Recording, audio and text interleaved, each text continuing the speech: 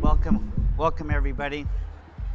I'm Austin Sosi, the Beth Lejeune Nishle, Chini Bashichin, Ashin Dashiche, Nakai Dine Dashinella. And I'm proud to be here at the Reservation Economic Summit.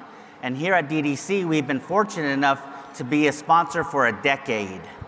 And so we contributed over $500,000 in sponsorships over the years. So we're definitely happy to be here. And it's also nice to see what the other tribals are doing, from the Pequots to the Chickasaws to Delaware Nations to the Unified Tribes of the Umatilla, the Southern Utes. There's so many of us doing great things in business in Indian country, so I applaud you. One of the beauties of Res is just seeing people, going out into the halls, shaking hands, giving hugs, and just seeing people I grew up with, people I went to school with, people I do business with, people in your tribal element. A lot of my past is here. One of the fondest memories of my past is 30 years ago of having a native basketball team.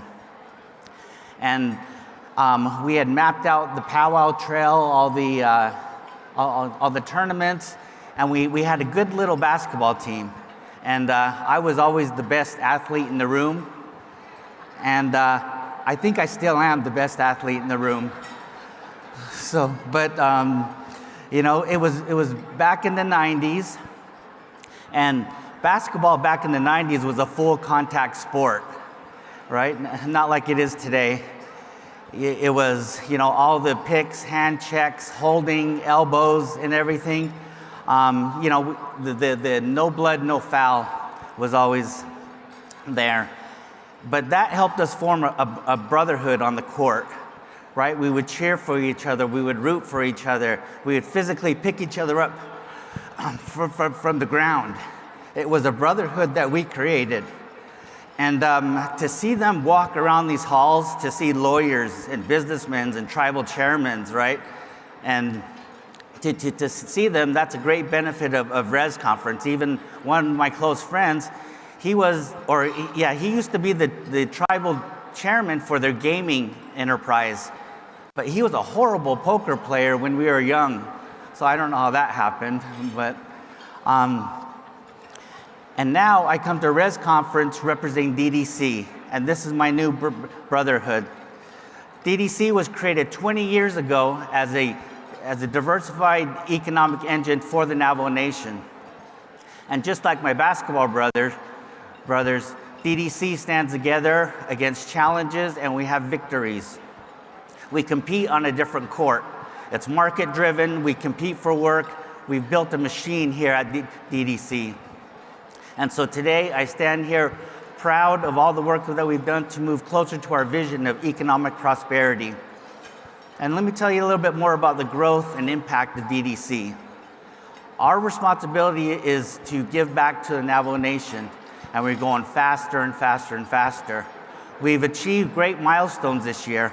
The company that I mentioned in the video, we integrated it in great time this year, weaving it into the fabric of the DDC. And we actually were recognized by the Global M&A Network organization, and we were voted the acquisition of the year. So who says that tribals can't buy companies responsibly? And so I thank my team for that.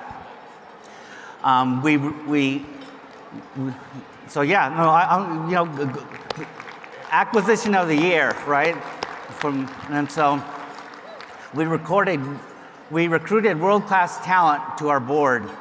We strengthened our strategies. We reinforced our competitive and innovative approach.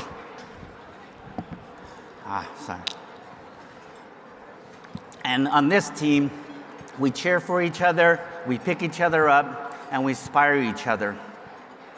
And now coming to Res this year is especially different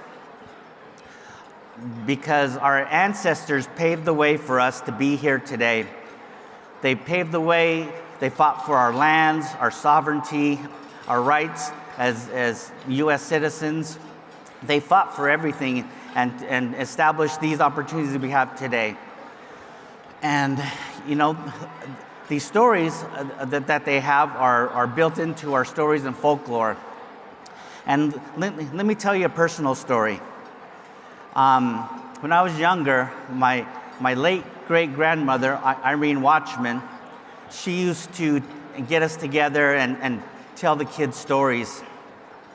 And she said, don't let them assimilate you, right?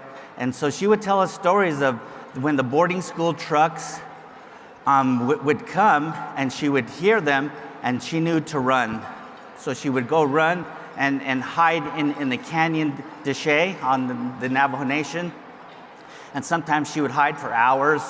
Sometimes she would hide for days.